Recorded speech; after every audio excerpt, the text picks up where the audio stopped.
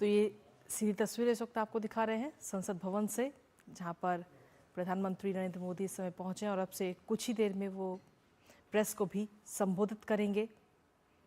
दरअसल आज बजट सत्र और इसके साथ ही 1 फरवरी को बजट पेश किया जाएगा। उससे पहले आज का दिन अपने आप में काफ़ी महत्वपूर्ण और काफ़ी खास है, क्योंकि आज आर्थिक सर्वेक्षण पेश किया जाएगा।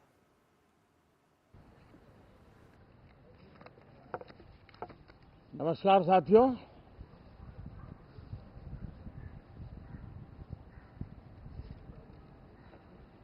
कल राष्ट्रपति जी का उद्बोधन 140 करोड़ देशवासियों के आत्मविश्वास की अभिव्यक्ति था। 140 करोड़ देशवासियों के पुरुषार्थ का लेखा जोखा था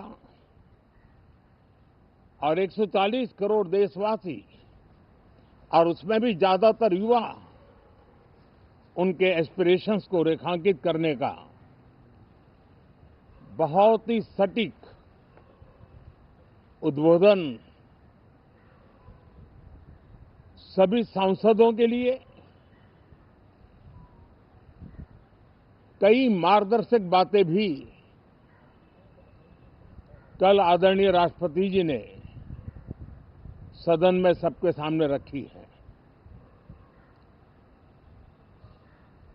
सत्र के प्रारंभ में ही और 2026 के प्रारंभ में ही आदरणीय राष्ट्रपति जी ने सांसदों से जो अपेक्षाएं व्यक्त की हैं,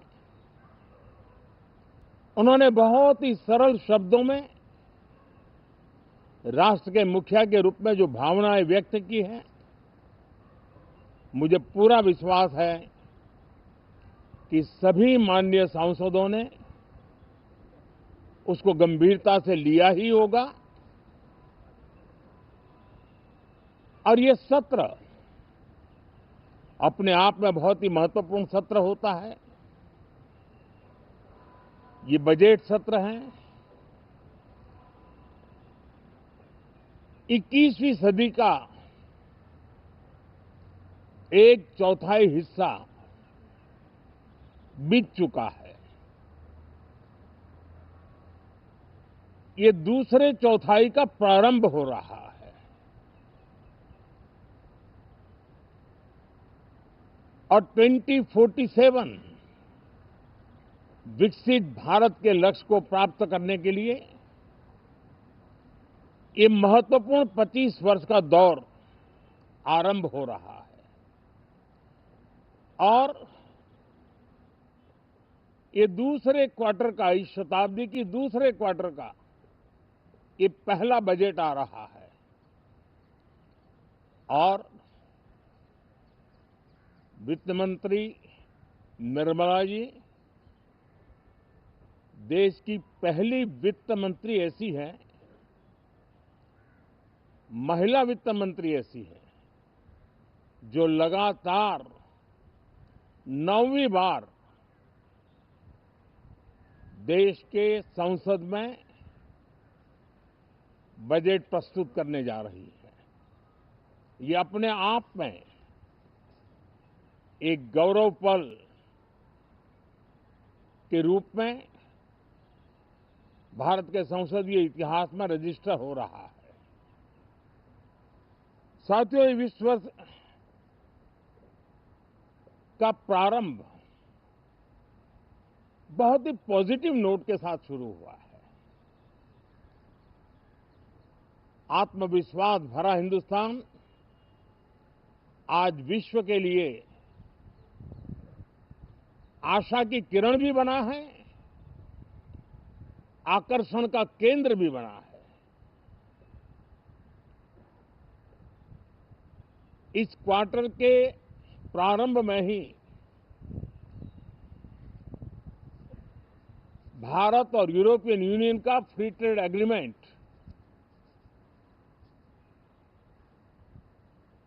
आने वाली दिशाएं कितनी उज्जवल है, भारत के युवाओं का भविष्य कितना उज्जवल है,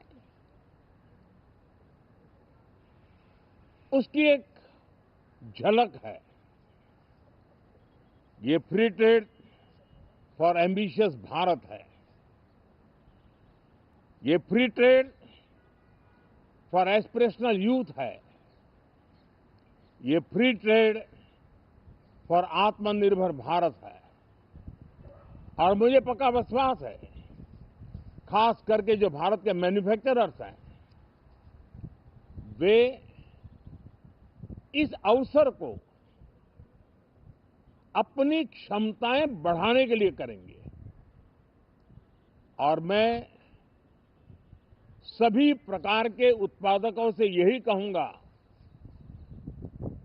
कि जब भारत यूरोपियन यूनियन के बीच मदर ऑफ ऑल डील्स जिसको कहते हैं, वैसा समझौता हुआ है, तब मेरे देश के उद्योगकार, मेरे देश के मैन्युफैक्चरर्स अब तो बहुत बड़ा बाजार खुल गया, अब बहुत सस्ते में हमारा माल पहुंच जाएगा, इतने भाव से वो बैठे न रहे। ये एक अवसर है और इस अवसर का सबसे पहला मंत्र ये होता है कि हम क्वालिटी पर बल दें। हम अब जब बाजार खुल गया है तो उत्तम से उत्तम क्वालिटी लेकर के बाजार में जाएं।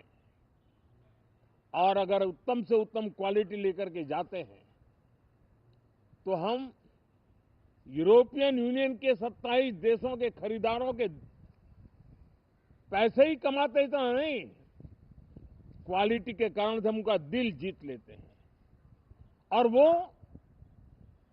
लंबे अरसे तक प्रभाव रहता है उसका, दशकों तक उसका प्रभाव रहता है।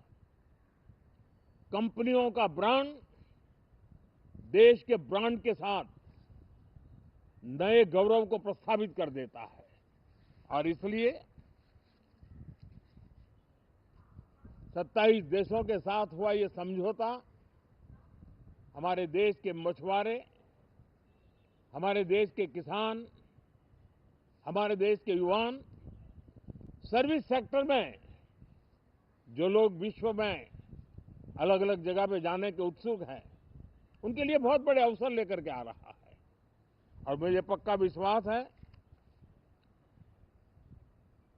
एक प्रकार से कॉन्फिडेंट, कॉम्पिटिटिव और प्रोडक्टिव भारत की दिशा में ये बहुत बड़ा कदम है। साथियों, देश का ध्यान बजट की तरफ होना बहुत स्वाभाविक है, लेकिन इस सरकार की ये पहचान रही है रिफॉर्म, परफॉर्म एंड ट्रांसफॉर्म। और अब तो हम रिफॉर्म एक्सप्रेस पर चल पड़े हैं, बहुत तेजी से चल पड़े हैं। और मैं संसद के भी सभी साथियों का आभार व्यक्त करता हूं कि इस रिफॉर्म एक्सप्रेस को गति देने में वे भी अपनी सकारात्मक शक्ति को लगा रहे हैं और उसके कारण रिफॉर्म एक्सप्रेस को भी लगातार गति मिल रही है। देश लॉन्ग टर्म पेंडिंग प्रॉब्लम्स अब उससे निकल करके लॉन्ग टर्म सॉल्यूशंस के मार्ग पर मजबूती के साथ कदम रख रहा है। और जब लॉन्ग टर्म सॉल्यूशंस होते हैं तब प्रेडिक्टेबिलिटी होती है, जो विश्व में एक भरोसा पैदा करती है। हमारे हर निर्णय में राष्ट्र की प्रगति ये हमारा लक्ष्य है, लेकिन हमारे सारे निर्णय ह्यूमन सेंट्रिक है। हमारी भूमिका हमारी योजनाएं ह्यूमन सेंट्रिक है।